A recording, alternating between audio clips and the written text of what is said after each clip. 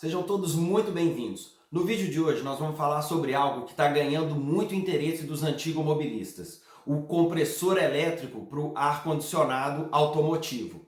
Já existem diversos vídeos na internet mostrando a instalação desses componentes em carros antigos. Quem acompanha o canal há mais tempo sabe que há um ano atrás eu fiz um vídeo falando de alguns projetos que eu queria implementar no Opala. E um deles era a instalação de um compressor elétrico para o ar-condicionado.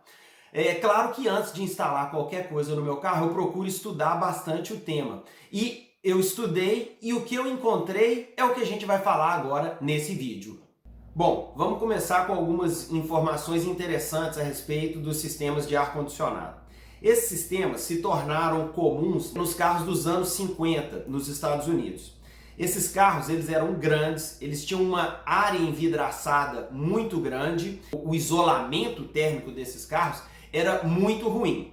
Então, os sistemas dessa época, para que o motorista e os passageiros se sentissem confortáveis, eles precisavam de retirar até 30.000 BTUs por hora de calor de dentro do carro. Os carros atuais são menores e também têm um revestimento térmico muito mais eficiente. Então, nos carros de hoje, o sistema do ar-condicionado ele precisa tirar entre 15 e 20.000 BTUs por hora de calor, isso valor para um sedã médio. Claro que se for um SUV grande, esse valor vai ser menor. Se for uma picape com uma cabine pequena, esse valor vai ser menor. Mas usando um sedã médio que se parece com o nosso Opala, o que a gente tem de referência para valores atuais hoje é entre 15 e 20.000 BTUs.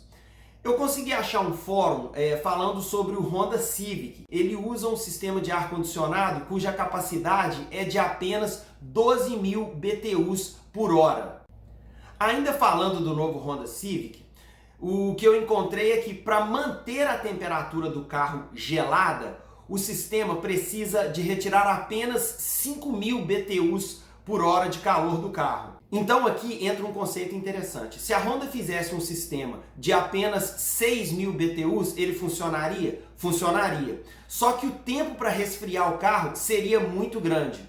As montadoras, elas sempre fazem uma otimização. Elas não querem fazer um sistema muito grande com 30.000 BTUs, porque isso encarece o carro, mas também não querem fazer um sistema muito pequeno que demore demais para resfriar o carro. Então, nesse caso, 12.000 é uma capacidade que consegue gelar o carro numa velocidade satisfatória, ou seja, você entra dentro do carro e dentro de alguns instantes ele já vai estar numa temperatura agradável para os passageiros.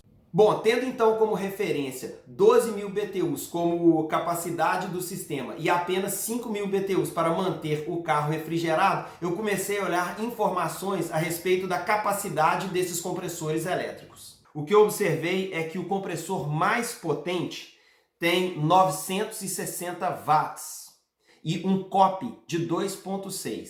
Aqui é muito importante explicar o que é esse COP. COP significa coeficiente de performance. E o que ele quer dizer é a capacidade que o sistema tem de retirar calor de dentro do carro de acordo com a potência que ele consome.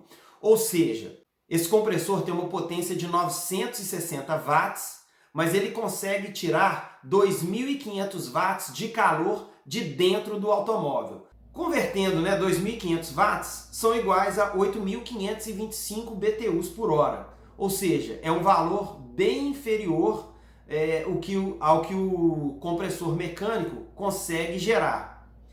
Claro que a gente pode pensar também, mas um carro precisa só de 5.000 BTUs para manter a temperatura. Ou seja, com 8.000, o que vai acontecer? Esse sistema vai funcionar? Vai funcionar, vai gelar o carro. Mas ele vai gelar o carro numa velocidade mais lenta do que um compressor mecânico faria. Outra coisa que a gente tem que se lembrar é uma fórmula da física que diz P é igual a VI, ou potência é igual a voltagem vezes a amperagem.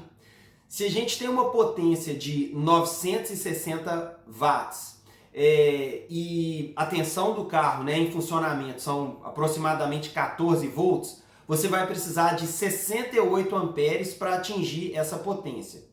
E aí você pode pensar, mas eu tenho um carro com 120 amperes, então o compressor vai consumir só 68, é tranquilo. Nem sempre. Se você estiver rodando numa estrada em altas velocidades, né, em altas rotações, o seu alternador ele consegue sempre gerar a capacidade máxima dele. Mas um alternador de 120 amperes, por exemplo, ele gera ali na faixa de 50 amperes quando o carro está em marcha lenta. Ou seja, se você tiver num trecho urbano, onde você vai estar parado em sinal muitas vezes, o seu alternador não vai conseguir gerar amperagem suficiente para alimentar o seu compressor elétrico. Felizmente o compressor elétrico é inteligente, ele percebe isso e aí ele reduz a potência dele para consumir menos ampere. Só que no que ele reduzir a potência dele, obviamente a sua capacidade de gelar o carro vai ser ainda menor. Então, talvez, né, em trechos urbanos, né, com muito arranca e para, com muita marcha lenta, esse tempo de resfriamento devido a isso vai ficar ainda maior. Essa questão da amperagem é muito importante. Por que não se fabricam, por exemplo, compressores maiores, com 5 cavalos de potência, por exemplo? Porque 5 cavalos de potência são aproximadamente 3.670 watts. E 3.670 watts, para se atingir essa potência, num sistema de apenas 14 volts, como é o dos carros em funcionamento, seriam necessários aproximadamente 260 amperes. Existe alternador com essa capacidade? Existe sim. Eu já vi em alguns sites americanos alternadores de até 300 amperes. Então você poderia colocar você poderia pôr um alternador desse no seu carro? Poderia. Só que ele vai pesar tanto o seu motor para poder gerar toda essa amperagem que todo o ganho que você teve retirando um compressor, você vai perder colocando esse alternador que vai acabar tirando essa mesma potência. Vale lembrar que toda essa questão da necessidade de uma alta amperagem, ela ocorre nos sistemas de 12 volts dos nossos carros.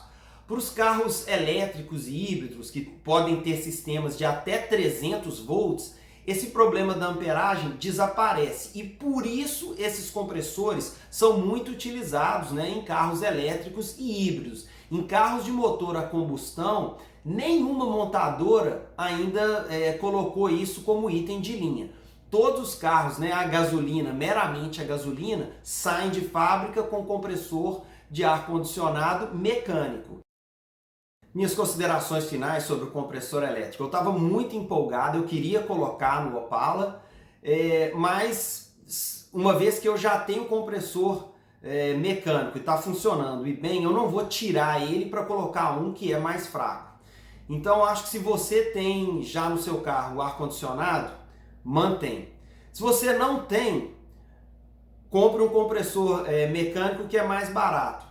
Se você não achou o compressor mecânico ou por algum outro motivo, use o compressor elétrico, ele também vai funcionar. Outro ponto importante, invista no isolamento térmico do seu carro. Então, o máximo que você puder usar, né, daquelas mantas termoacústicas nas portas, no assoalho do carro, parede corta-fogo, utilize películas. Hoje existem umas películas de nanocerâmica que são muito eficientes, né, na retenção do calor. Pessoal, eu vou ficando por aqui, esperando, né, o inverno acabar aqui no Canadá, para a gente pôr o Opala para rodar, e eu vejo vocês num próximo vídeo.